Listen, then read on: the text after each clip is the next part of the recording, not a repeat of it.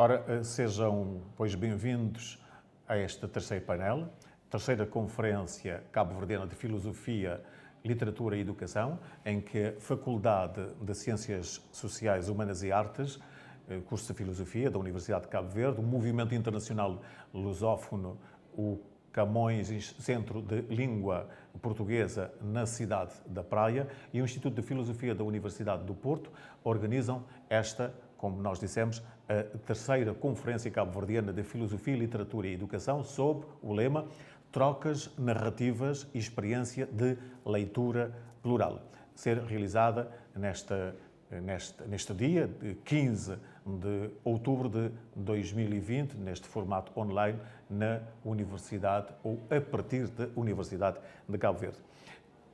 Damos continuidade, neste caso, às edições anteriores. Este evento, desta vez à distância, pretende estabelecer a ponte entre a filosofia, a literatura e a educação no espaço lusófono, estabelecendo e enaltecendo uma filosofia capaz de se abrir a novas formas de emergência da verdade através do literário e do poético.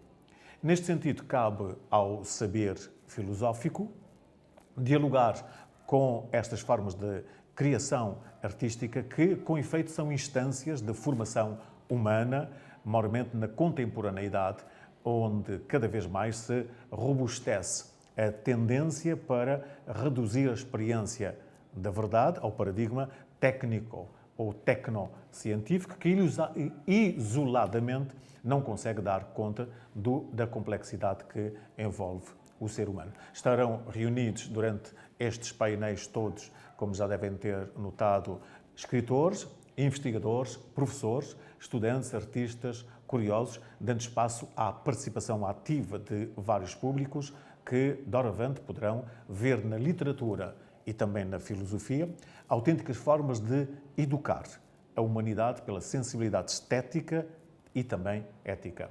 Assim, estimular a leitura no espaço pedagógico é sinal de enriquecimento pessoal, trocas narrativas e humanização do espaço lusófono como espaço poético e poético por excelência.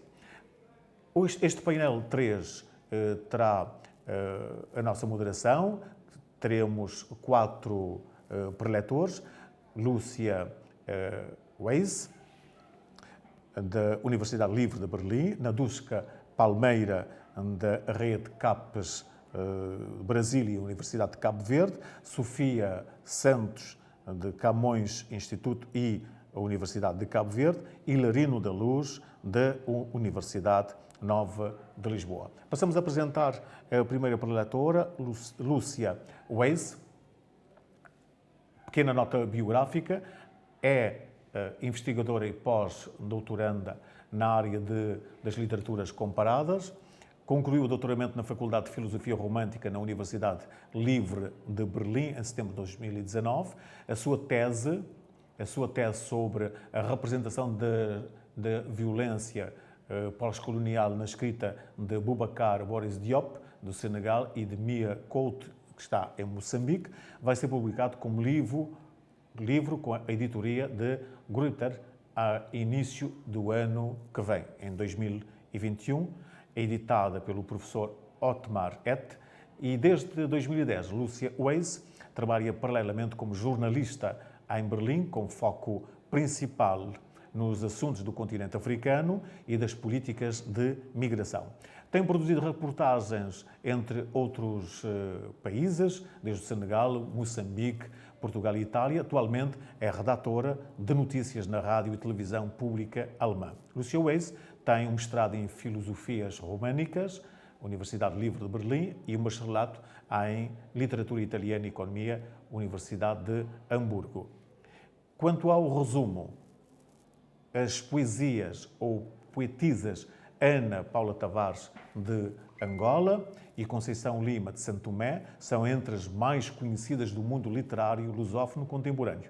Porém, a pesquisa sobre a escrita complexa que elas desenvolvem é bastante limitada e quase inexistente na esfera académica de língua inglesa. Curiosamente, alguns poemas selecionados de ambas as poetisas, Tavares e Lima, propõem uma ética do encontro. Neste aspecto, o corpo, essencialmente o corpo feminino, encenado pela escrita de um outro papel importante, ele ou ela, aparece como o lugar central, onde o encontro com o outro se manifesta. A escrita oscila entre a esfera metafórica e a esfera material, fazendo assim do corpo um lugar de cruzamento. Esta comunicação procura analisar com alguns poemas de Tavares e também de Lima, entre outras, de Emmanuel Levinas e a sua Filosofia da Alteridade, de Theodor Adorno, de Judith Butler e de Hélène Cixous e também de Adriana Cavalheiro. A escrita de Tavares e de Lima ganhou assim a sua força, colocando-se num presente fortemente marcado pela violência pós-colonial, como já dissemos. Vamos ouvir então Lúcia Weiss, da Universidade Livre de Berlim.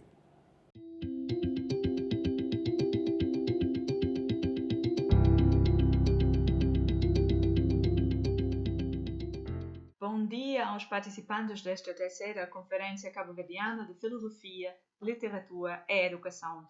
Faço votos que esta comunicação encontre todos e todas de boa saúde.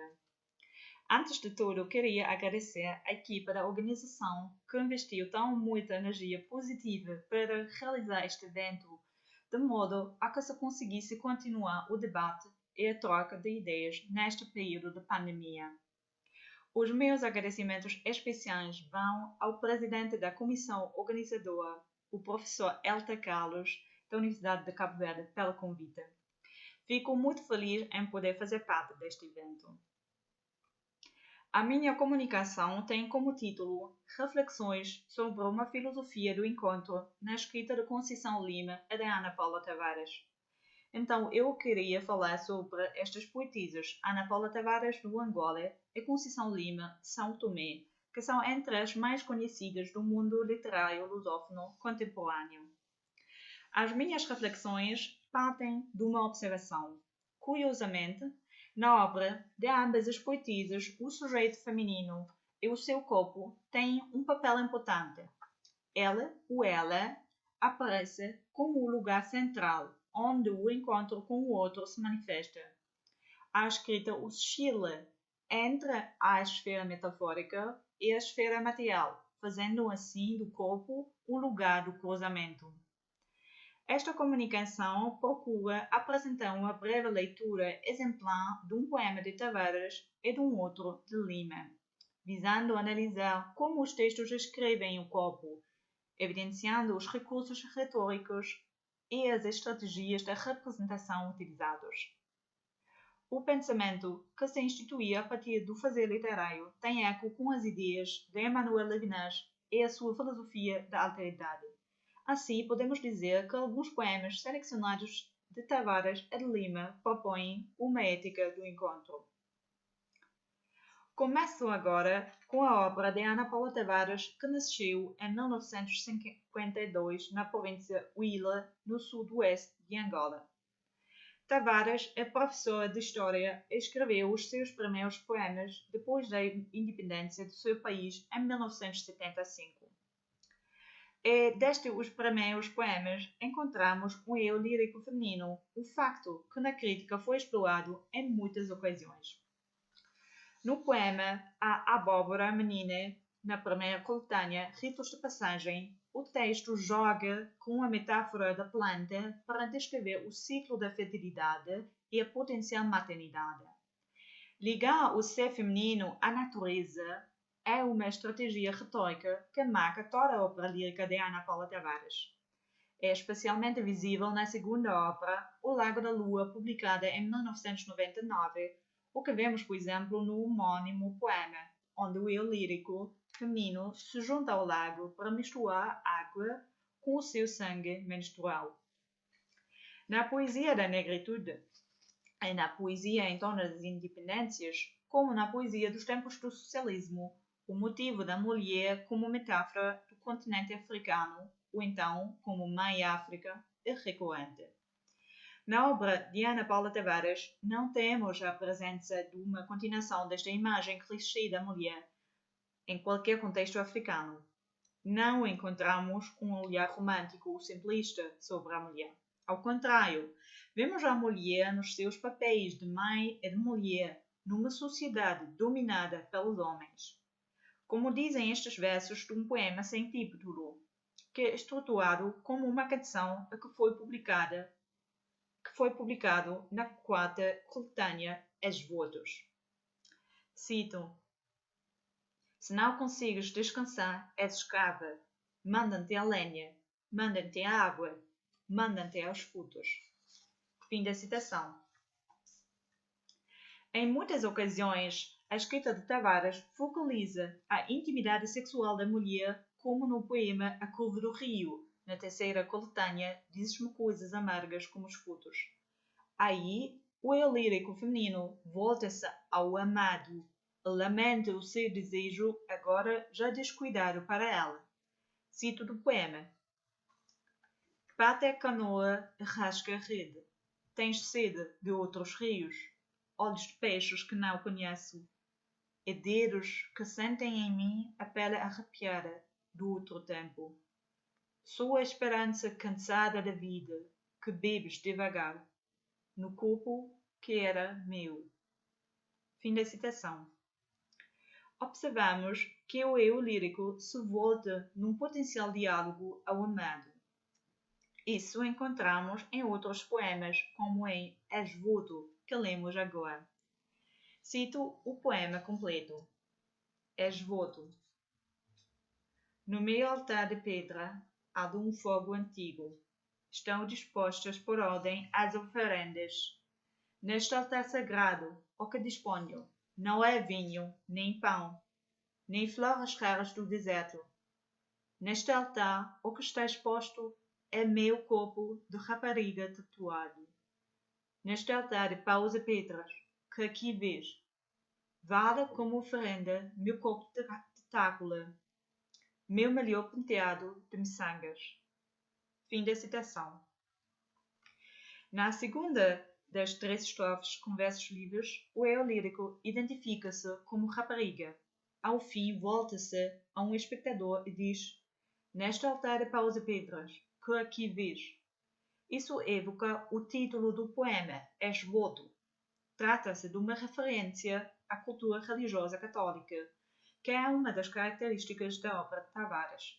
Esvoto é uma inscrição que se encontra nas imagens, sobretudo do período do Barroco, as quais representam a salvação de uma situação difícil. Então, a mulher encena-se como salvadora neste poema, uma espécie de Madonna que traz a tintoria tradicional tácula. O poema apenas citado Esvoto faz parte da coletânea O Lago da Lua. Esta abre com uma citação do Cântico dos Cânticos da Bíblia. Segundo um estudo de Sindagonda, O Lago da Lua efetua uma releitura do cântico. Em todo o caso, esta referência ao cântico estabelece o amor como o arco que liga todos os poemas. Isto é notável porque O Lago da Lua foi publicado em 1999, momento histórico em que Angola ainda vivia a Guerra Civil, que teve o seu começo após a independência. A mulher que se oferece aparece, neste fundo, como uma iniciadora de uma nova história, a que está disposta a criar um futuro depois da guerra, como nota também Maria Sosa no seu estudo. Aqui, o poema relaciona-se com o pensamento do filósofo judeu Emmanuel Levinas, que trabalhou uma ética do encontro e que reformulou o nascimento do sujeito em termos éticos. A mulher no poema revela-se responsável. De facto, a oferenda de si mesma parece responder, mesmo antes que alguém tenha feito uma pergunta ou uma exigência. O sujeito, enquanto sujeito, forma-se, antes de todo o tempo, como dando uma resposta a um outro que ainda nem perguntou. Assim, o sujeito é responsável e, por isso, a ética representa a primeira filosofia em vez da ontologia, segundo o pensamento de Levinas. Agora queria tratar a poesia da segunda poetisa de Conceição Lima, que nasceu em 1961 em São Tomé. Lima trabalha há muitos anos como jornalista, com estações em Portugal e em Londres. Depois de ter publicado poemas em revistas e antologias, o seu primeiro livro, O Útero da Casa, foi publicado em 2004. Na obra de Lima, encontramos muitos poemas longos, quase épicos, que tratam a história muitas vezes violenta e o presente da ilha de nome santo, para citar o poeta Francisco Tenreiro, que pertenceu à geração de negritude em língua portuguesa.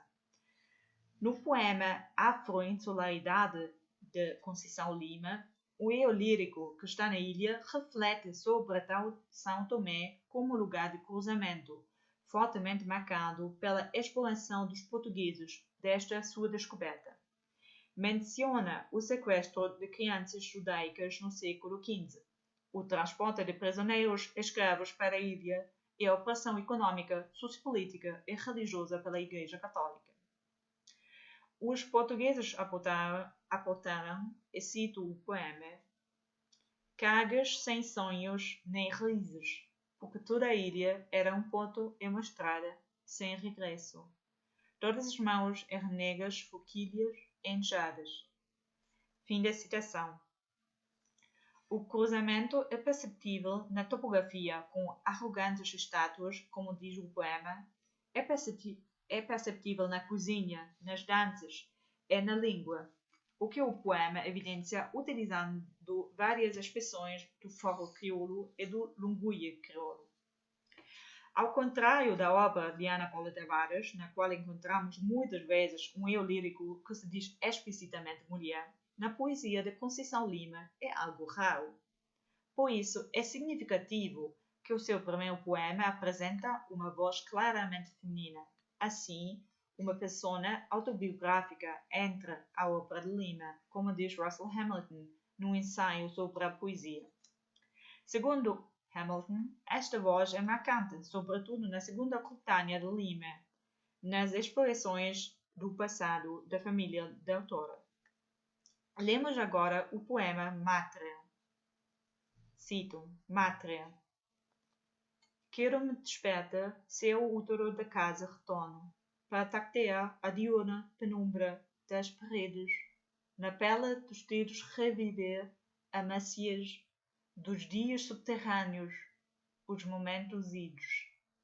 Creio nesta amplidão de praia talvez ou de deserto, creio na insônia que verga este teatro de sombras.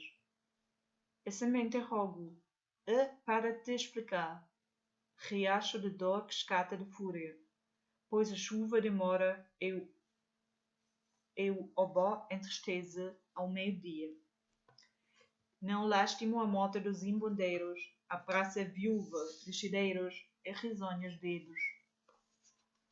Um degrau de basalto emerge do mar, e na dança das rapadeiras reabito o teu corpo, templo mátrio, meu castelo melancólico, de tábuas rijos e de pomos.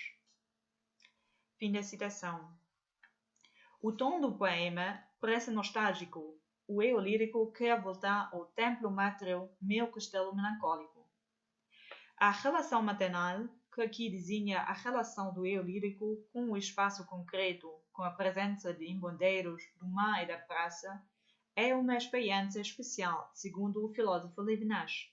Porque, como na relação dos amantes, a proximidade nunca se resolve numa identidade, mas fica no distanciamento entre o eu e o outro. Se no poema o eu lírico diz "e se me interrogo é para te explicar", vemos que o outro, nesta construção verbal, o te, pode ser o objeto direto e o objeto indireto, ao mesmo tempo. O poema ensina aqui o diálogo fundamental que descreve Levinas. O eu, o sujeito, depende do outro mesmo antes de o saber. Por isso, o sujeito é fundamentalmente um sujeito ético, um que responde ao outro mesmo sem ter recebido uma pergunta. Esta relação com o outro, que pois na vida se reflete como um traço no rosto do outro, não é uma que cabe na consciência ou no conhecimento. Retira-se. O eu lírico Tem uma certa consciência vaga desta condição humana falando da crença. Cito do poema: creio nesta amplidão, de praia talvez ou de deserto, creio na insônia que vega este teatro de sombras. Paro aqui com a minha leitura de Lima é que ia fechar a minha comunicação com um comentário mais geral. Porque estamos no ano 2020 e neste ano uma multidão de países do continente africano celebra o fim do colonialismo. E também os países dominados pelo regime colonial português celebram porque elas ganharam a independência no ano 1975. E a língua portuguesa na comunidade linguística da lusofonia tem a ver com esta história, mas claramente não pode ser reduzida a ela. A comunidade da lusofonia está fortemente ligada ao ideal da pós-colonialidade, a ideia de partilha, de troca e de diálogo. Mas para que esta pós-colonialidade seja completamente realizada como descolonização, os membros desta comunidade da lusofonia têm que refletir criticamente a dolorosa experiência histórica partilhada. Neste aspecto, Ana Paula Tavares e Conceição Lima revelam-se como duas vozes mais fortes e mais originais. Agradeço muito pela atenção dispensada.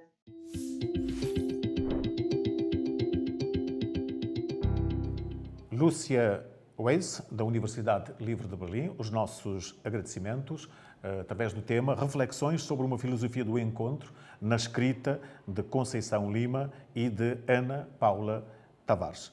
De seguida, vamos escutar Nadusca Palmeira, da Rede CAPES Brasil e Universidade de Cabo Verde, com o tema A possibilidade do feminino na poesia da autoria feminina santomense. Relembramos que Nadusca Mário é doutora em Letras Vernáculas, Literaturas Portuguesas e Africanas pela Universidade Federal do Rio de Janeiro, com tese intitulada Um Corpo que Floresce. A poesia de Conceição Lima, Casa, Memórias e Identidades, atualmente é pós-doutoranda em Estudos de Literaturas Vernáculas, com pesquisa acerca do feminino e dos feminismos na literatura escrita por mulheres em São Tomé e Príncipe e atua como leitora também na Universidade de Cabo Verde, UNICV, África.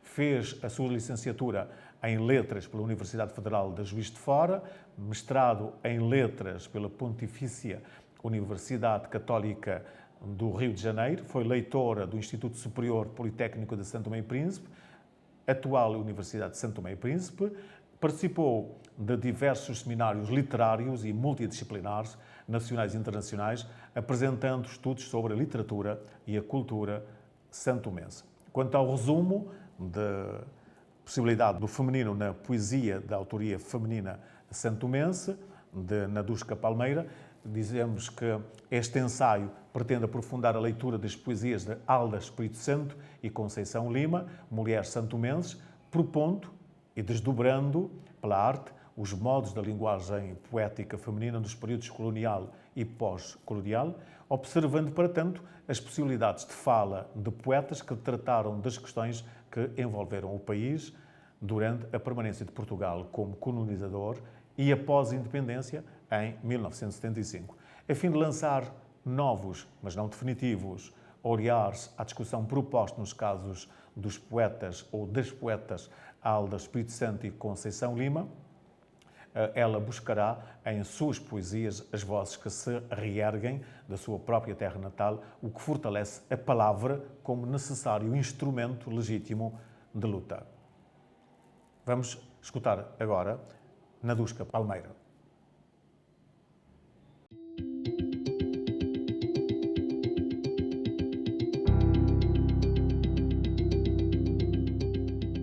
Eu gostaria de agradecer a toda a comissão organizadora da terceira Conferência Cabo-Verdiana de Filosofia, Literatura e Educação.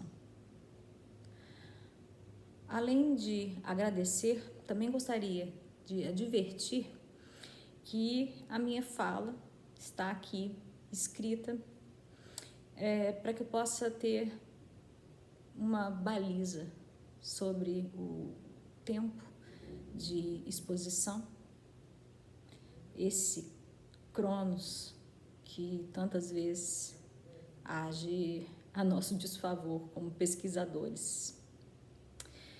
Porque eu poderia falar horas sobre as poesias de Alda Espírito Santo e Conceição Lima, poetas são-tomenses. Nesse sentido, eu vou sempre observar o que tenho escrito e tentar desenvolver da melhor maneira possível para que todos possam aproveitar a possibilidade de conhecer a escrita dessas poetas. E também gostaria de advertir, sobretudo, que a escuta das vozes de Alda e de Conceição é que move a minha escrita, a minha fala. É dos poemas que sempre visito e a partir do que eles revelam, que falo e que faço uma amálgama entre as palavras daqueles e a minha voz, que os ouve, que os escuta.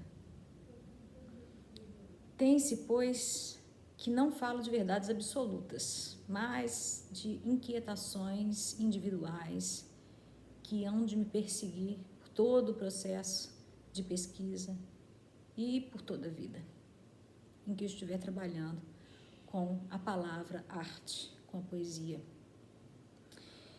São inquietações individuais que a poesia suscita em mim sempre, como pesquisadora. Sobretudo, a poesia como forma de resistência. Nesse sentido, eu gostaria de apresentar fragmentos de um poema de Alda, do Espírito Santo, chamado As Mulheres da Minha Terra, que passo a ler para vocês. São apenas fragmentos, infelizmente, porque o poema é longo. As mulheres da minha terra, irmãs do meu torrão pequeno, que passais pela estrada do meu país de África, é para vós, irmãs, a minha alma toda inteira. Há em mim uma lacuna amarga. Eu queria falar convosco no nosso crioulo cantante. Queria levar até vós a mensagem das nossas vidas, na língua maternal, bebida com o leite dos nossos primeiros dias. Mas, irmãs, vou buscar um idioma emprestado para mostrar-vos a nossa terra, o nosso grande continente, de uma ponta à outra. Irmã, a nossa conversa é longa a nossa conversa, através destes séculos de servidão e miséria. É longa a estrada do nosso penar. Nossos pés descalços estão cansados de tanta labuta. O dinheiro não chega para vencer a fome dos nossos filhos, sem trabalho, engolindo a banana sem peixe de muitos dias de penúria. A nossa terra é linda, amigas, e nós queremos que ela seja grande ao longo dos tempos. Mas é preciso, irmãs, conquistar as ilhas inteiras de lés a lés.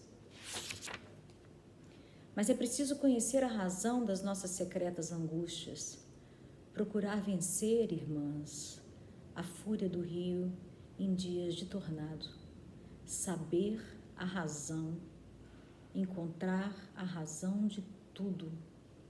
Os nossos filhos, o nosso filho morreu roído pela febre. Muitos pequeninos morrem todos os dias, vencidos pela febre, vencidos pela vida. Não gritaremos mais. Os nossos cânticos dolorosos, prenhes de uma eterna resignação, outro canto elevará, irmãs, por cima das nossas cabeças. Vamos procurar a razão. A hora das nossas razões vencidas se avizinha. E então conquistaremos para nós, para os filhos gerados do nosso ventre, nas nossas horas de angústia, para nós, a nossa bela terra no dia que se avizinha, saindo das nossas bocas uma palavra bela, bela e silenciosa, a palavra mais bela, ciciada no nosso crioulo, a palavra sem nome, entoada no silêncio, num coro gigante, correndo ao longo das nossas cascatas, das cachoeiras mais distantes, o canto do silêncio, irmãs, há de soar quando chegar a gravana. E por hoje, irmãs, aguardemos a gravana. Ao longo das nossas conversas, no serão das nossas casas sem nome. Ao visitarmos essa poesia de Alda, mulher que fala às mulheres de sua terra, conclamando-as a uma revolução silenciosa, ou talvez silenciada, voltada sobretudo para o desejo de libertação do jugo colonial. Há muito pouco, eu lia a poesia de Alda Espírito Santo sob uma perspectiva descolonial apenas, como uma possibilidade de se opor à colonização, que é um acontecimento, um período histórico longo para São Tomé e Príncipe, a que foram submetidos todos os povos africanos pelo regime português à época. No entanto, hoje mesmo, eu ouso pensar o movimento da escrita de Alda também como um contraponto ao colonialismo, que é um processo histórico que há muito é obliterado pelos estudos pós-coloniais. Em outras palavras, essa poesia de luta de Alda do Espírito Santo, poesia de luta e protesto, subtítulo de sua obra, cujo solo sagrado pode ser o próprio corpo da mulher, o corpo feminino, o solo, o sagrado. Se lembramos ainda de Mamã Catina, por exemplo, poema escrito por ocasião da marcha de centenas de mulheres que expuseram seus corpos a despeito de toda a opressão do governo de São Tomé e Príncipe à época, em 19 de setembro de 1974, para exigir do governo colonial de São Tomé o reconhecimento do MLSTP, Movimento pela Libertação de São Tomé e Príncipe. Eu posso afirmar, nesse sentido, que essa poesia já flerta com os estudos decoloniais, que compreende que o processo de colonização ultrapassa os âmbitos econômicos e políticos, penetrando profundamente a existência dos povos colonizados, mesmo após o colonialismo.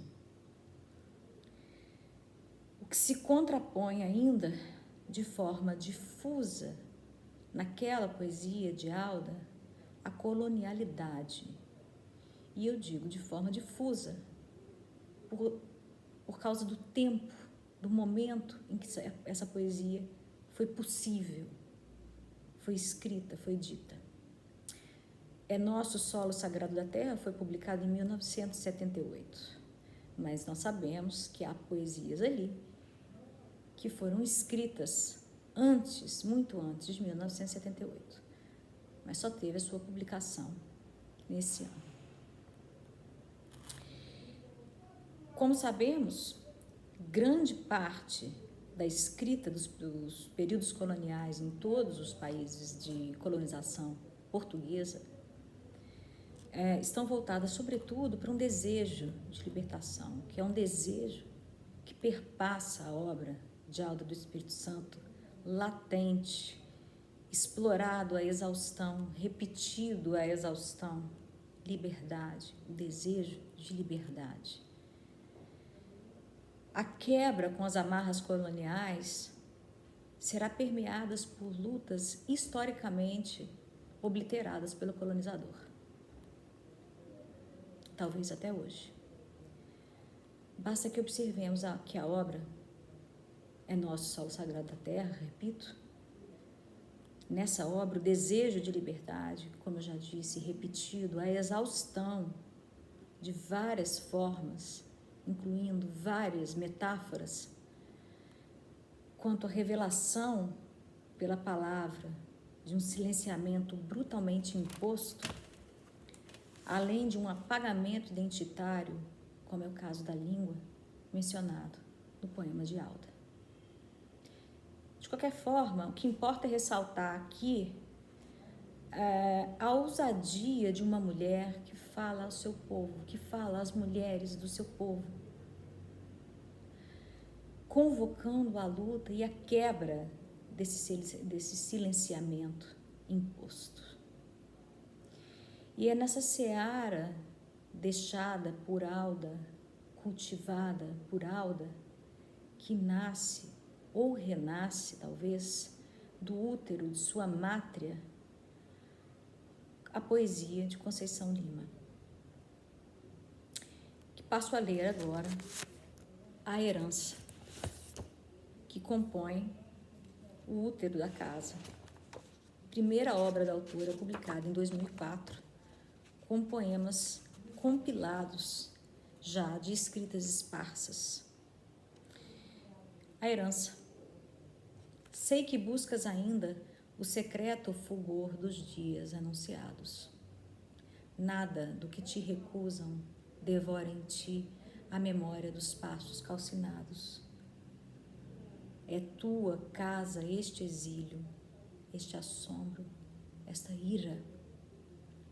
Tuas as horas dissipadas, o hostil presságio, a herança saqueada. Quase nada. Mas quando direito e lúgubre marchas ao longo da baía, um clamor antigo, um rumor de promessa atormenta a cidade. A mesma praia te aguarda com seu ventre de fruta e de carícia. Seu silêncio de espanto e de carência. Começarás de novo insone, como mãos de humus e basalto, como quem reescreve uma longa profecia. Esse poema é extremamente importante, como todo poema da obra O Útero da Casa, como todo poema, toda a obra poética de Conceição Lima, para a reconstrução das identidades perdidas pela obliteração do colonizador aos discursos do colonizado, que se considerava subalterno à época, que não tinha condições de falar por si. Nesse sentido, a herança, poema que acabo de ler, refaz a construção da casa mátria subjetivamente, afetuosamente, emocionalmente. E os elementos psíquicos, memória, assombro, presságio, vocábulos que aparecem na poesia, se amalgamam à natureza da ilha, ou das ilhas, se quisermos. A Baía de Ana Chaves, a praia, o ventre de fruta e de carícia, que pode ser metáfora de uma revolução. A poesia de Conceição Lima, como um todo, inverte e subverte o domínio patriarcal da colonização e do colonialismo. Penso agora, junto com Bell Hooks e Grada Quilomba, e passo a ler, em Memórias da Plantação, um pequeno trecho acerca da questão da descolonização de mentes e imaginações. Peço licença a Bell Hooks e a Grada Quilomba. Para Bell Hooks, não basta, porém, uma oposição ou ser contra. É preciso criar novos papéis fora dessa ordem colonial. Foi a isso que Malcolm X chamou a descolonização de nossas mentes e imaginações. Aprender a pensar e ver tudo com olhos novos, para entrarmos na luta como sujeitos e não como objetos. Esse processo de reinvenção emerge, segundo Bell Hooks, quando compreendemos como funcionam na nossa própria vida estruturas de dominação. À medida que aprofundamos o pensamento e a consciência críticos, à medida que inventamos hábitos alternativos de ser e resistir nesse espaço marginal de diferença que definimos dentro de nós. É a compreensão e o estudo da nossa própria marginalidade que cria a possibilidade de emanarmos como novos sujeitos. Nesse sentido, Conceição Lima, no lugar de representação de onde fala, também reinventa a forma de resistência. Pela palavra poética, pelo que ela também chama de narrativa poética.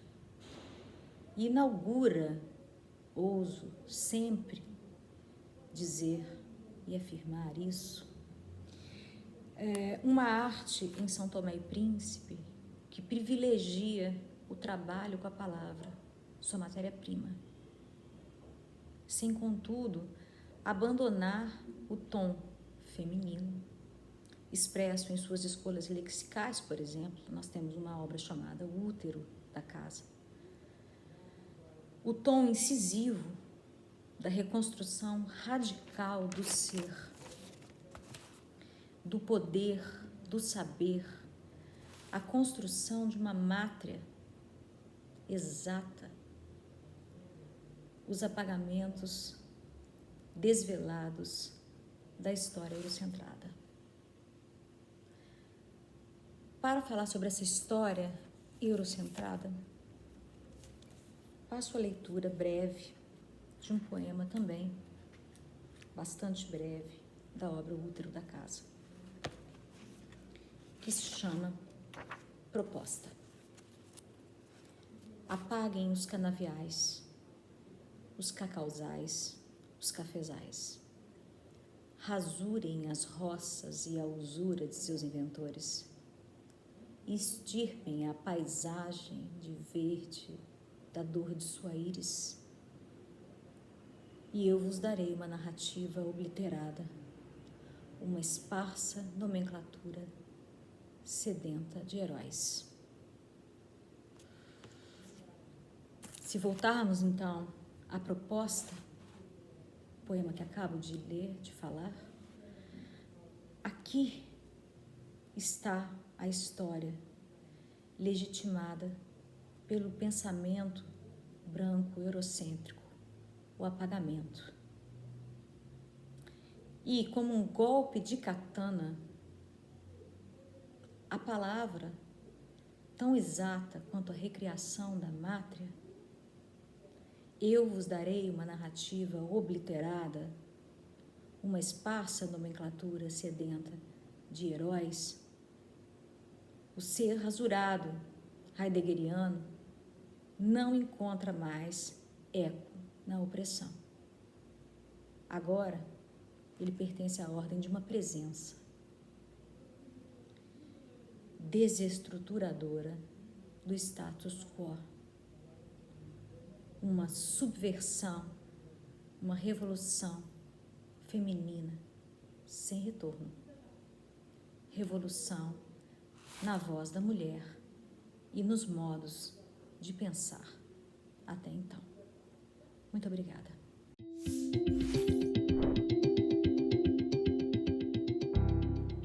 Tivemos a oportunidade de ouvir Naduska Palmeira, da Rede CAPES Brasil e Universidade de Cabo Verde, com o tema Possibilidade do Feminino na Poesia da Autoria Feminina santomense. De seguida, depois dos nossos agradecimentos, passamos à Sofia Santos, de Camões Instituto e Universidade de Cabo Verde, que irá versar os contributos para o desenvolvimento da competência lexical, a biografia da língua, de Mário Lúcio Souza, e Feira dos Anaxins, de Francisco Manuel de Melo. Relembramos que Maria Sofia Santos é licenciada em Línguas e Literaturas Modernas pela Universidade de Coimbra e mestre em Literatura e Cultura Portuguesas pela Universidade Nova de Lisboa. É professora desde 1988, foi orientadora da prática pedagógica das licenciaturas em Estudos Portugueses das Universidades de Coimbra e Aveiro e formadora na área de didática do português e da literatura portuguesa pelo Conselho Científico da Formação de Professores. Desempenhou funções como leitora do Camões Instituto de Cooperação e da Língua, em São Tomé e Príncipe e na Bélgica, lecionando Língua, Literatura e Cultura Portuguesas nas Universidades de Antuérpia, Ghent e Universidade Livre de Bruxelas. Atualmente, exerce funções como docente na Universidade de Cabo Verde, Polo do Mindelo, ao abrigo do protocolo de cooperação entre esta instituição e o Camões Instituto. Resumo da sua biografia, depois o resumo da conferência. Nesta terceira conferência cabo-verdiana da filosofia, literatura e educação, refletiremos sobre aquilo que, na sequência do trabalho do filósofo austríaco, se convencionou designar como a filosofia da linguagem comum, procurando conciliar um ponto de vista temático centrado na questão das relações entre a linguagem, o pensamento e o mundo, com uma perspectiva literária. Estamos a ver o resumo de Sofia Santos, que, partindo do conceito defendido da língua como um guia da atividade mental, toma a biografia do Língua, de Mário Lúcio Souza, e a Feira dos Anaxins, de Dom Francisco Manuel de Melo, como ilustrações exemplares de que os limites da minha linguagem, estamos a transcrever, são os limites do meu mundo. As duas obras que facultam o estudo de um importante acervo de unidades lexicais surpreendem, deleitam e desenlaçam novas e velhas questões: quantas palavras existem na língua portuguesa e na língua cabo-verdiana também, dessas, quantos somos capazes de identificar e quantas usamos efetivamente. Como passar do conhecimento parcial das palavras ao conhecimento preciso, do conhecimento superficial ao conhecimento profundo e do conhecimento receptivo ao conhecimento produtivo. A palavra para Sofia Santos.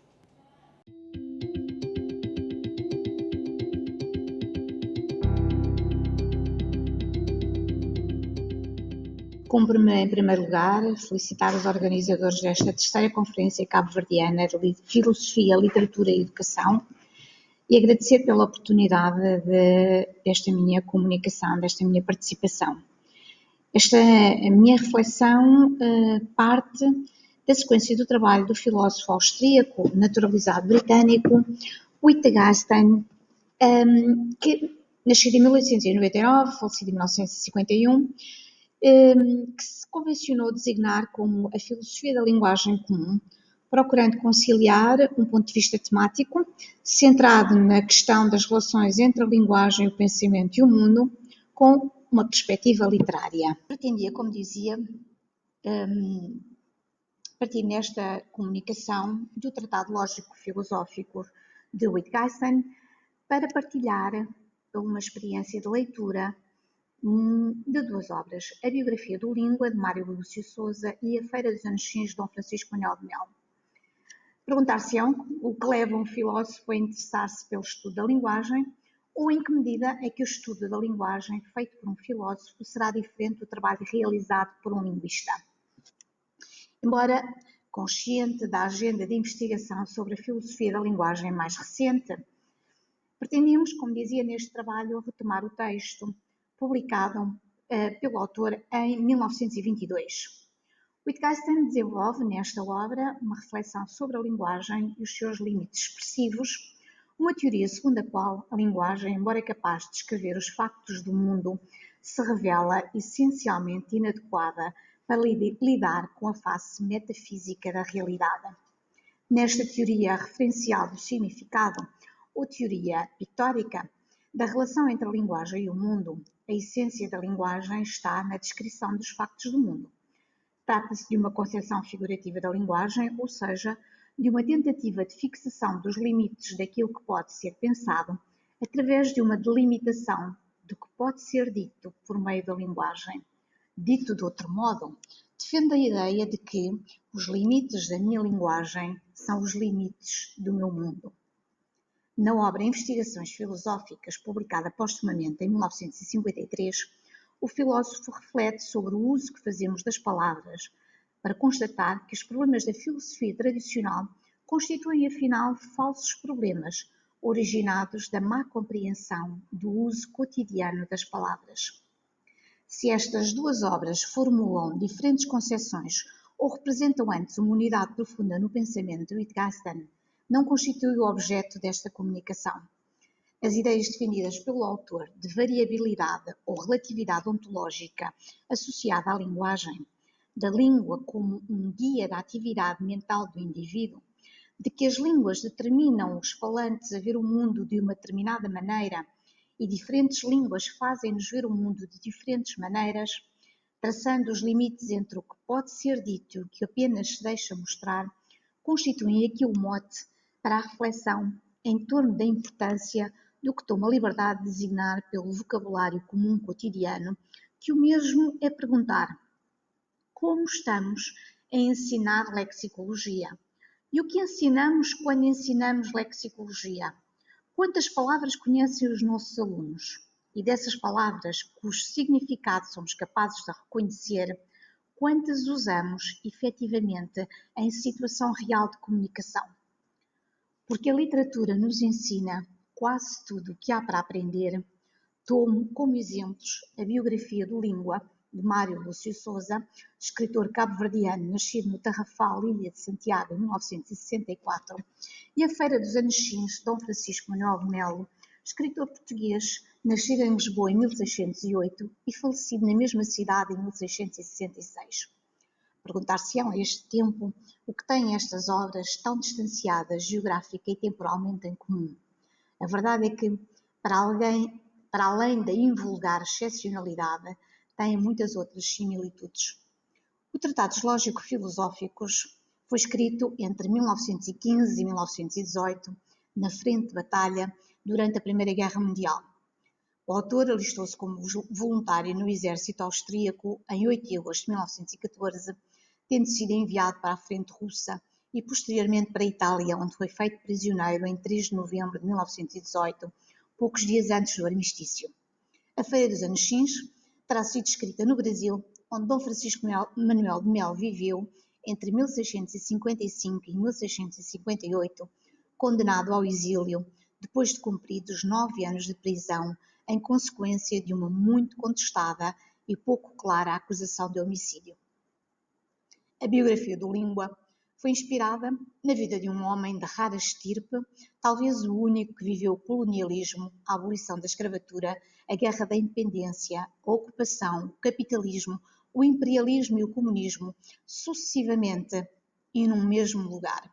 E cito: a gênese da obra, feira, metáfora ou Feira dos Anexins, como aparece nos manuscritos, ou Feira dos Anexins, título consagrado pela tradição, que Dom Francisco Manuel de Melo deixou inédita e provavelmente inacabada e abandonada, insatisfeito que parecia estar com o seu projeto, levanta ainda hoje inúmeras questões. Se quase nada sabemos sobre a data e o local em que foi escrita, ou sobre o curioso pseudónimo aqui adotado pelo seu autor, Dr. Tudo Esquadrinha, ainda menos sabemos sobre o papel que o autor lhe reservaria no vastíssimo conjunto da sua obra. Publicada pela primeira vez em 1875, mais de 200 anos depois da morte do seu autor, a obra teve uma segunda edição, a reimpressão da primeira, em 1916. Hoje, estas edições estão digitalizadas e disponíveis em cópia pública na Biblioteca Nacional de Lisboa. Trata-se de uma edição dirigida e revista por Inocêncio Francisco da Silva, que logo nas páginas preliminares esclarece as circunstâncias que impediram que mais cedo se concretizasse esta publicação. As eventualidades em que o nosso exíguo mercado anda sujeito a este género de publicações e, sobretudo, as demoradas e infrutíferas pesquisas e diligências para encontrar o original primitivo. Ao longo de 9 diálogos e de 7 fábulas, o autor trata de forma sistemática e exaustiva 80 assuntos diferentes, metodicamente organizados por áreas temáticas, um pouco à semelhança da estrutura formal de tratados, em que sentenças aparentadas a aforismos são dispostas uma após outra. Na Feira dos Anchins, os interlocutores, sobre cada um dos assuntos tratados, trocam entre si ditos engenhosos, xistes, metáforas, fábulas e aforismos, revelando um profundo conhecimento e domínio das virtualidades da língua e dando voz a rifões que o seu autor considerara já na Carta de Guia de Casados, sentenças verdadeiras que a experiência, suma mestre das artes, pronunciou pelas bocas do povo. Político, diplomata, cosmopolita, profundo conhecedor do mundo e dos homens do seu tempo, testemunha atenta, interessada e extraordinariamente perspicaz de vivência e de gentes muito diversas, observador cuidadoso de costumes e de usos, ele próprio nos diz na Carta de Guia de Casados: criei-me em cortes, andei pelo mundo, atentava para as coisas, guardava-as na memória. Vi, li e ouvi. Dom Francisco Manuel de Melo dá-nos nesta obra um retrato vivo e real de um modo de falar e de ser. O filólogo Pedro José da Fonseca, no catálogo de autores que antecede o Dicionário da Língua Portuguesa da Academia Real das Ciências, refere-se à Feira dos Anos X dizendo: livro curioso em que estão lançadas metodicamente as metáforas e locuções populares da língua portuguesa e que seria quase um manual para os escritores dramáticos que quisessem fazer falar as suas personagens com frase conveniente e com as graças e toque próprios da nossa língua. Tomemos como exemplo a metáfora do fogo para melhor percebermos o mérito do seu autor, o extraordinário conhecimento e domínio das virtualidades da língua e o valor deste texto como importante documento sobre a linguagem falada. Eu leio, por exemplo, apenas um excerto da metáfora do fogo. Eu, que sou fogoso, ainda que até ali se podia, por mim, pôr a mão no fogo em matérias de namorado, com aquele suor fiquei purgado de toda a isenção, e tomando fogo, de afogadilho me vi de repente afogado, sem poder tomar fogalaça, por mais que quis saltar a fogueira. E enfim me arrojei com o fogo no rabo, a todo o risco, como se o fogo, de amor, fora fogo fiste. Ou, em metáfora do coração, e este é o diálogo terceiro da primeira parte, transcrevo o códice 3606 da Biblioteca Nacional de Lisboa. Se vocês houverem de fazer das metáforas investiduras, eu, nestes diálogos, não sou nenhum novato, e com pouco se me agasta o coração. Tão perto da boca tem você o coração. Faça das tripas coração. Homem, aperta-se-me o coração de ouvir lograções entre amigos do coração. Diz isso de todo o coração? Ah, pois não, meu coração. Cortou-me o coração. Isso é uma dor de coração. O homem zomba, deve ter mau coração. E a mim, chegou-me ao coração. Ora, vamos com a oração por diante. Que horas são? Vai para as 9. Ânsias me dão no coração ouvir isto. Como vimos, são estes diálogos salpicados de trocadilhos e duplos sentidos, jogando com a origem as características morfológicas, sintáticas e semânticas das palavras, as relações semânticas, fonéticas e gráficas que criam entre si e os recursos que permitem a formação de novos termos. Curioso e criativo labor que, para além de uma função lúdica, de fruição das virtualidades da língua, tem uma função argumentativa e constitui um exercício crítico e moralizador, permitindo descobrir os grandes e pequenos nadas das fraquezas humanas, os vícios e os defeitos dissimulados.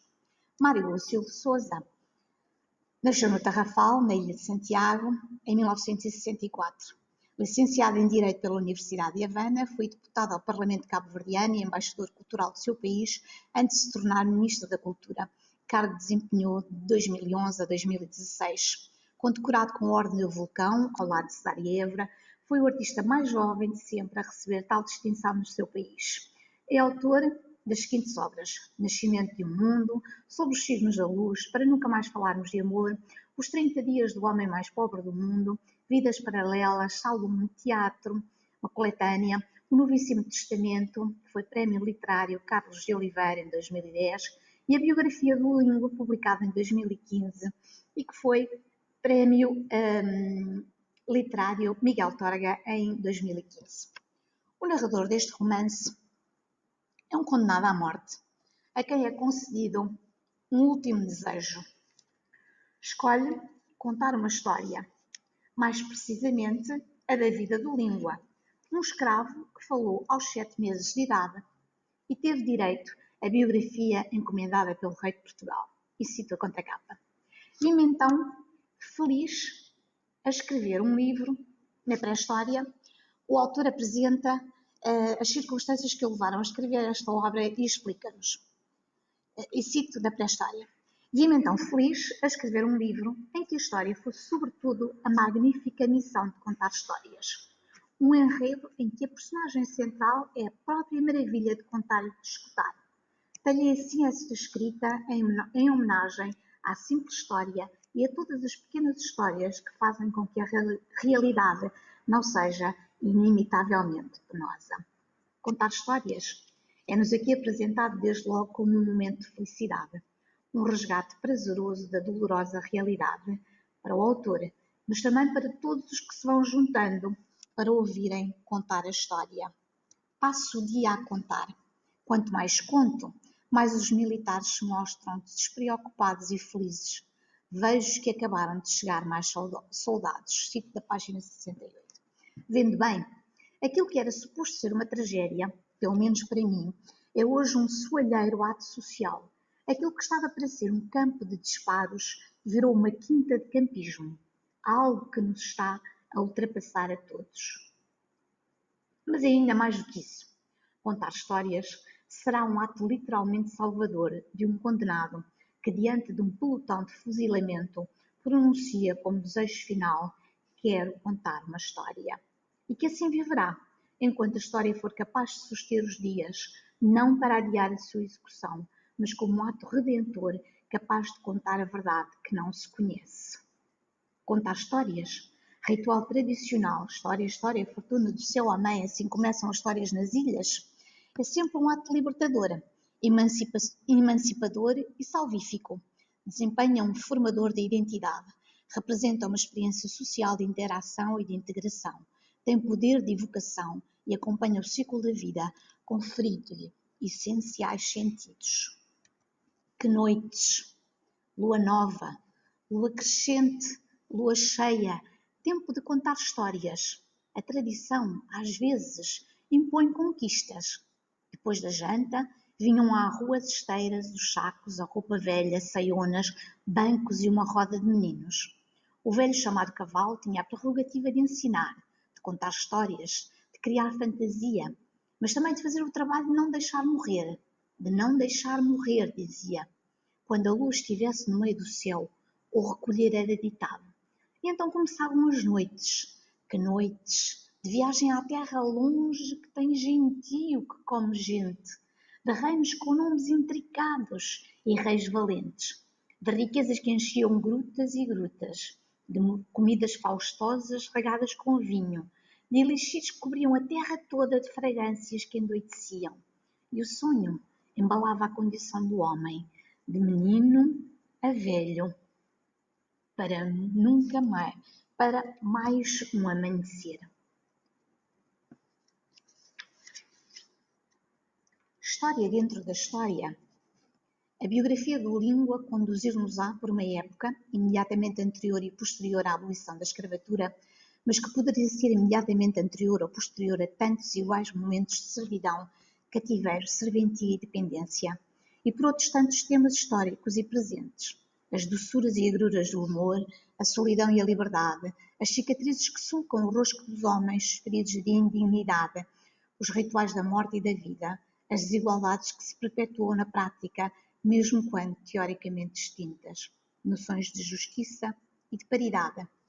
É nisso que temos de trabalhar agora, para que a igualdade seja um tratamento desigual, adequado às necessidades de cada um, diz-nos o narrador na página 205. São, pois, múltiplos os temas e plurais as leituras e abordagens possíveis.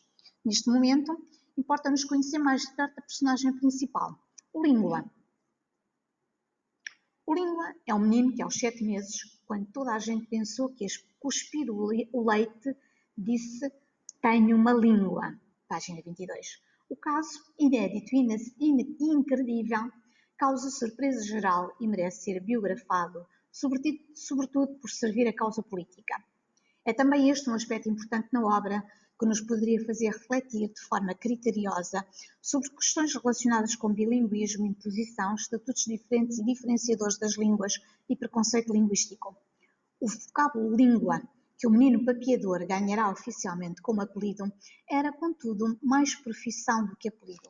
O governador recebeu a língua, teceu-lhe elogios por causa das suas capacidades inatas para os artifícios da língua, deu-lhe biscoitos e, finalmente, explicou-lhe porque estavam ali. O menino perguntou ao governador: "O que é que eu sou a partir de hoje, senhor?" "Um língua, menino", contestou o governador. "E o que é isso?" Os termos utilizados para referir as duas línguas em presença introduzem estatutos que, num dado momento histórico, foram diferenciadores, mas que estão hoje, felizmente, completamente anulados por evidências académicas e científicas. O termo língua referia já no século XVI não só o intérprete com competências comunicativas através do uso de 2 ou mais línguas, mas também aquele que fornecia informações sobre a geografia, as gentes e os costumes. O intérprete era, assim, o intermediário verbal entre vários indivíduos ou grupos de identidade linguística diferente. Ele restitui na língua de chegada as declarações expressas na língua de partida em termos de conteúdo, nível de língua, de intenção, de tonalidade. Deve ser capaz de reproduzir de maneira precisa e fiel os subentendidos, os traços de humor, as emoções. A qualidade do seu trabalho assenta em competências não só linguísticas, mas também culturais e, evidentemente, nos seus conhecimentos da terminologia específica e própria ao tema do encontro. Este é o elo de ligação que pretendia fazer entre estas duas obras em análise. A oportunidade para nos perguntarmos quantas palavras existem na língua portuguesa e na língua cabo-verdiana. Dessas, quantas somos capazes de identificar e quantas usamos efetivamente? Como passar do conhecimento parcial das palavras ao conhecimento preciso, do conhecimento superficial ao conhecimento profundo e do conhecimento receptivo ao conhecimento produtivo. A investigação no campo da literacia estabelece, desde há muito e de forma clara, a relação entre dificuldades escolares, dificuldades de compreensão de leitura e conhecimento lexical. Um vocabulário limitado compromete a leitura e, sobretudo, a fruição da leitura. Limita as oportunidades de acesso a textos mais desafiantes, a novos conceitos e a novas ideias, deixa-nos na soleira superficial, não permitindo aproximação suficiente, a familiaridade que nos deixa confortável e deleitosamente instalados na leitura. As duas obras que norteiam esta reflexão constituem assim um importante contributo no desenvolvimento da competência lexical, já que nos permitem estudar um importante acervo de unidades lexicais do ponto de vista diacrónico e também numa abordagem sincrónica, estudando a forma e o significado das unidades lexicais no sistema e no uso numa comunidade de falantes.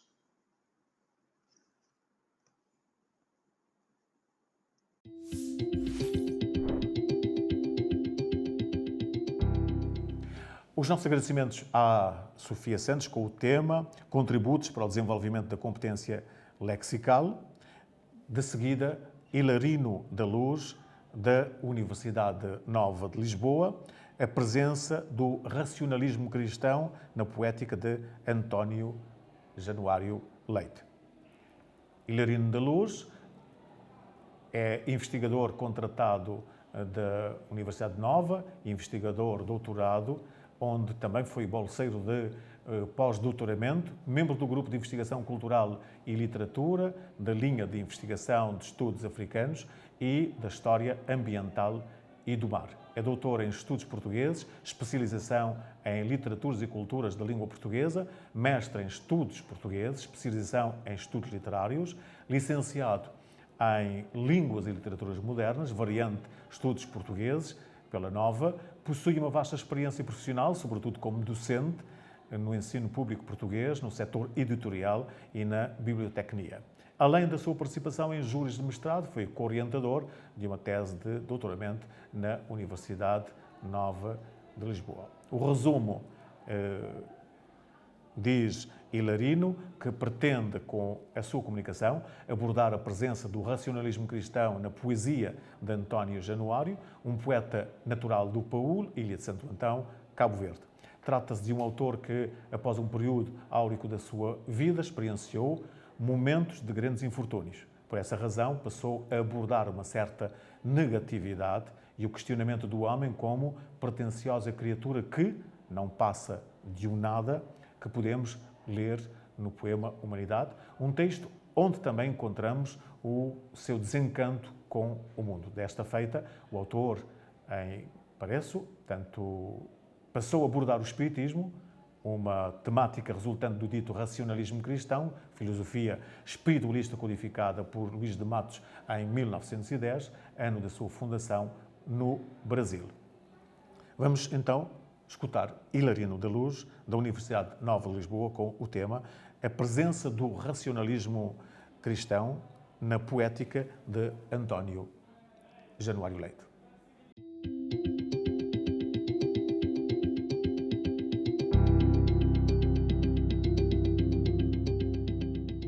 Minhas senhoras e meus senhores, queremos em primeiro lugar agradecer à organização pela atenção que dispensou a nossa proposta de comunicação.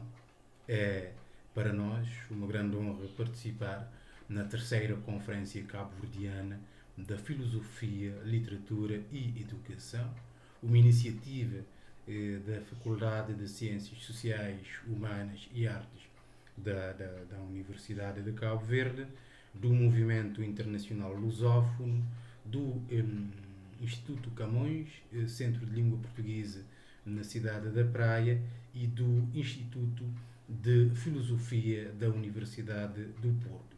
Queríamos ainda enviar uma palavra especial ao professor doutor Hélder Carlos, da Universidade de Cabo Verde.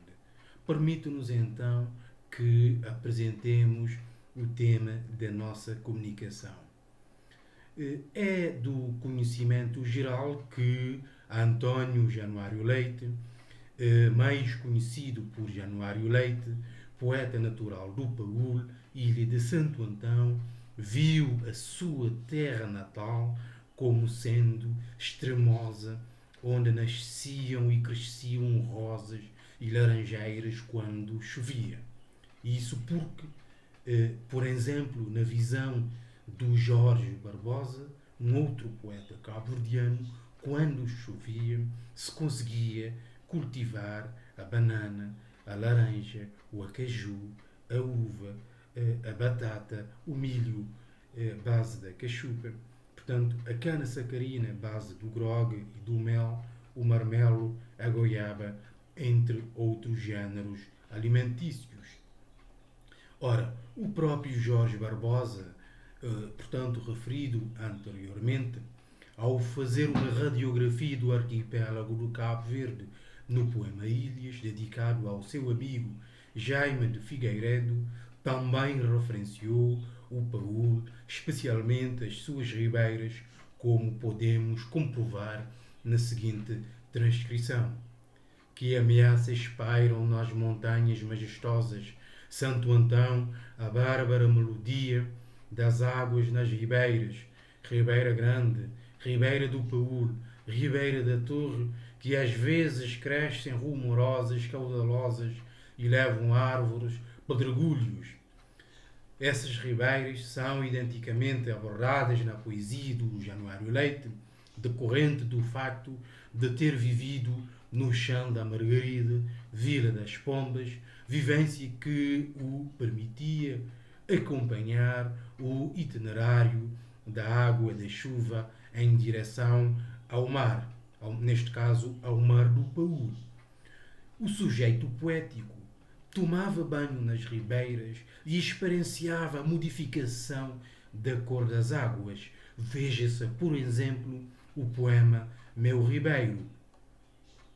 Corre, corre eternamente, meu ribeiro de cristal, quantas vezes pequenino, sem desenganos, sem mágoas, implorando ainda o destino, me banhei em tuas águas.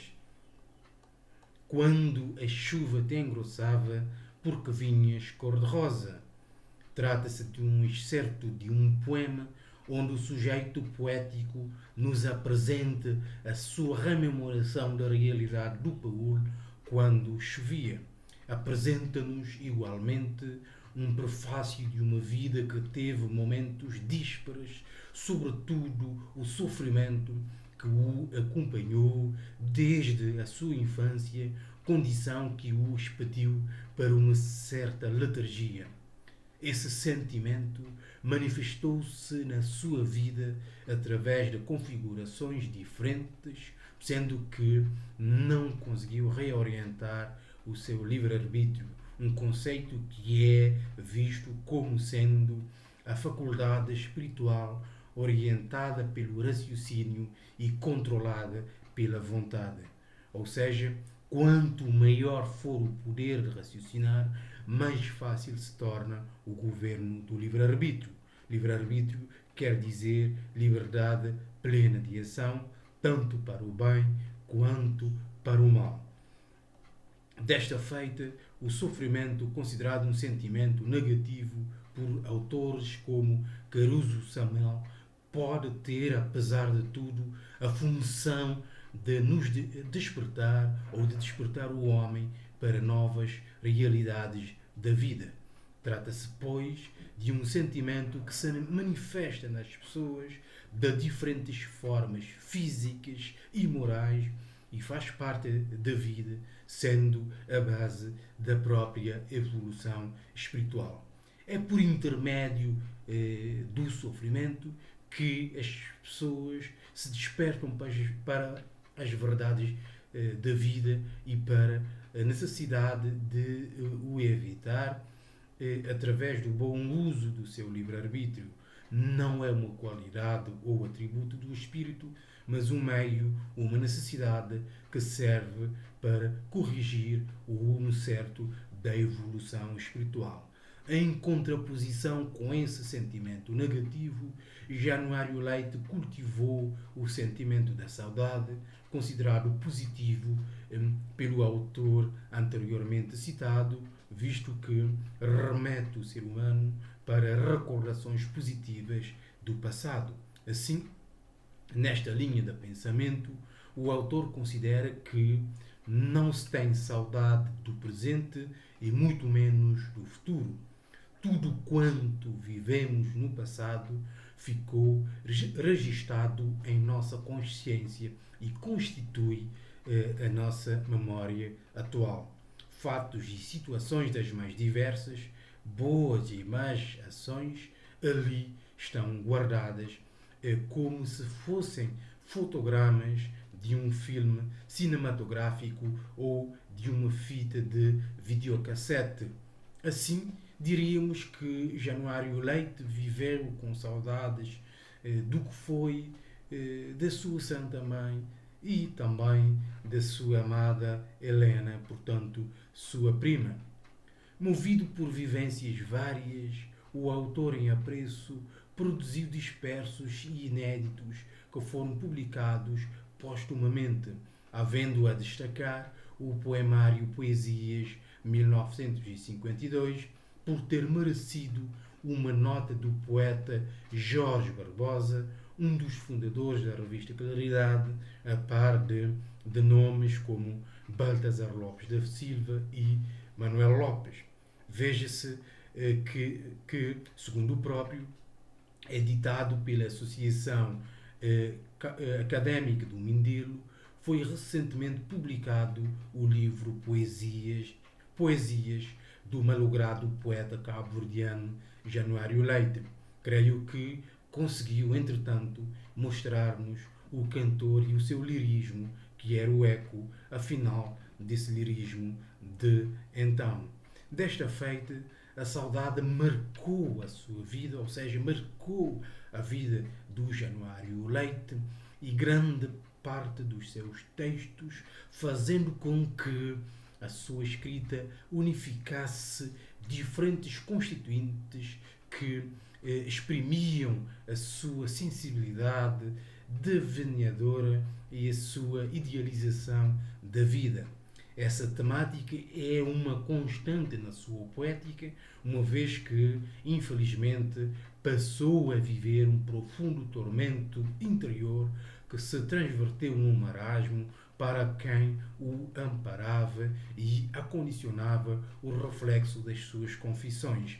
Por essa razão, também passou a ver a figura da mãe, da quem recordava com saudades como um anjo do céu que o Senhor deu ao homem, além de ser a sua santa amiga. Leia-se a seguinte passagem do poema Mãe. Mãe é a nossa santa amiga que os pesares nos mitiga com um só Deus, com um só dos seus olhares. É tão grande o seu amor como o dia, o fulgor, na amplidão dos céus e mares.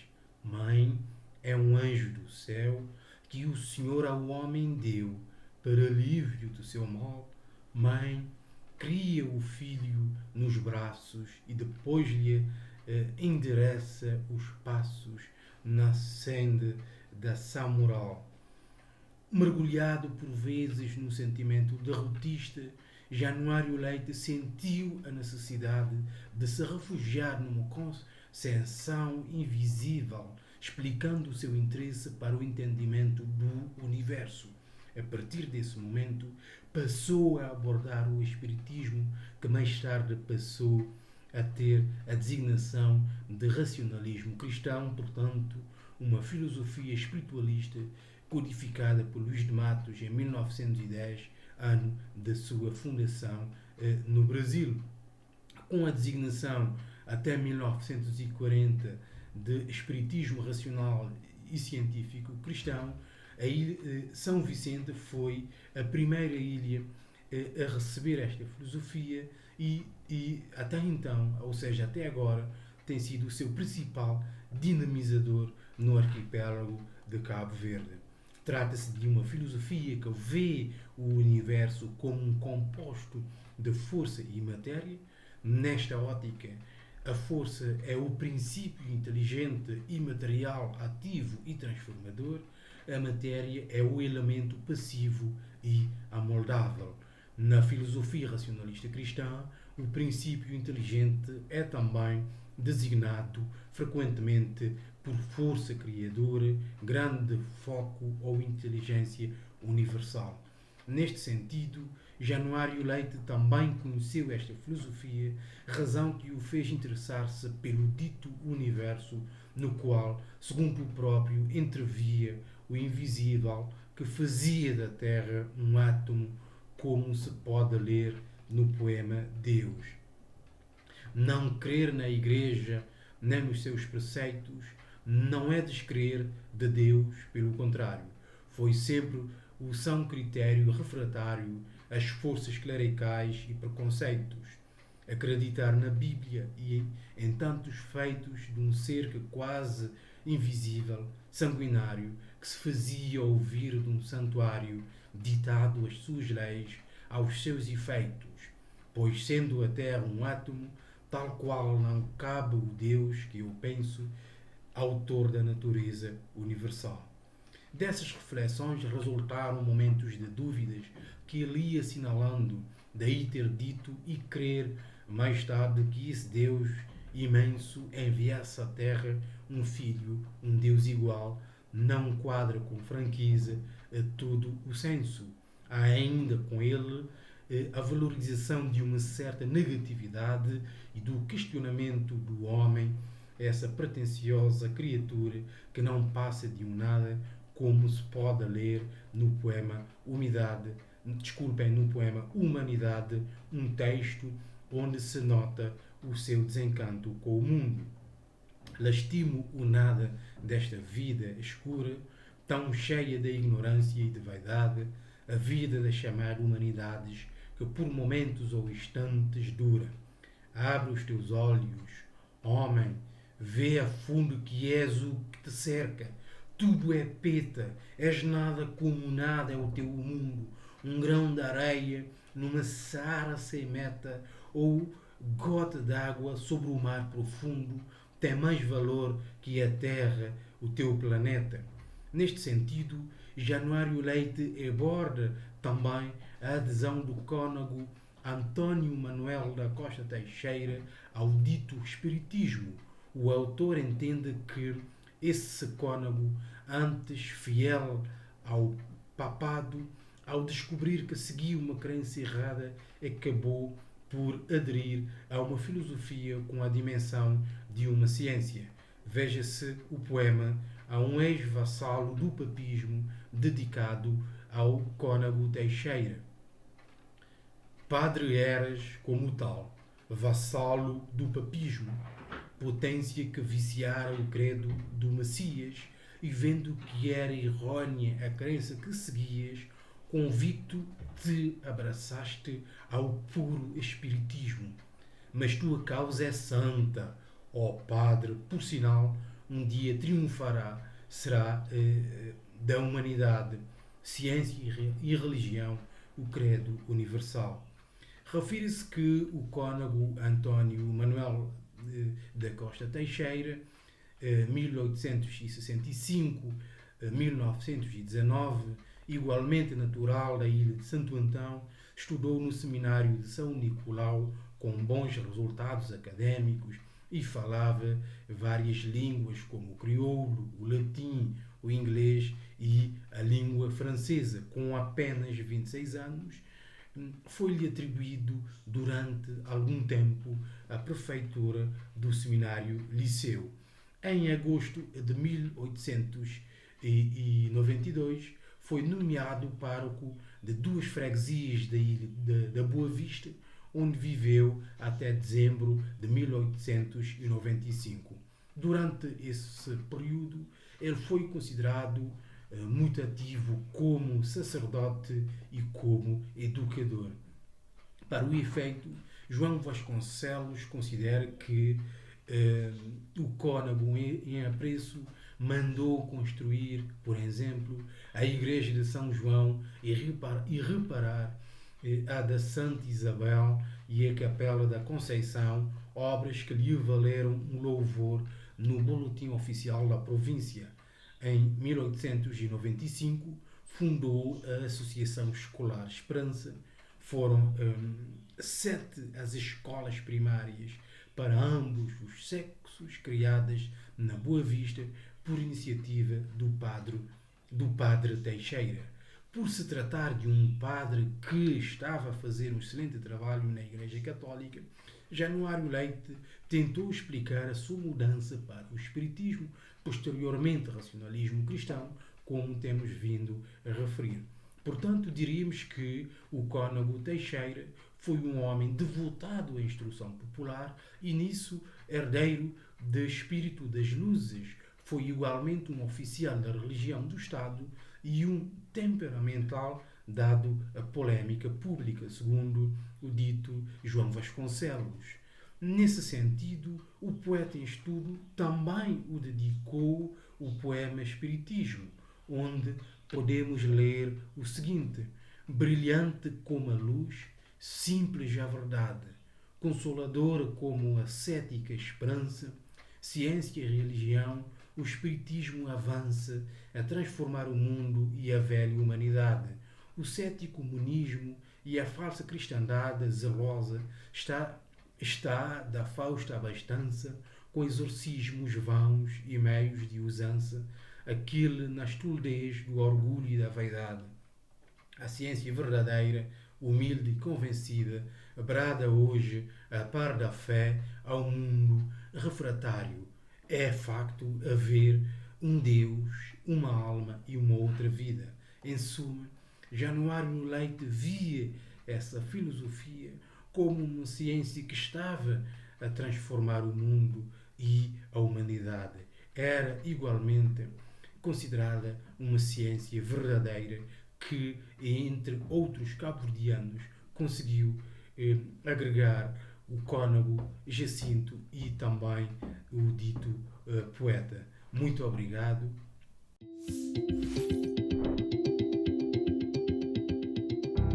Os nossos agradecimentos também ao Hilarino da Luz, da Universidade Nova de Lisboa, com este tema, a presença do racionalismo cristão na poética de António Januário Leite.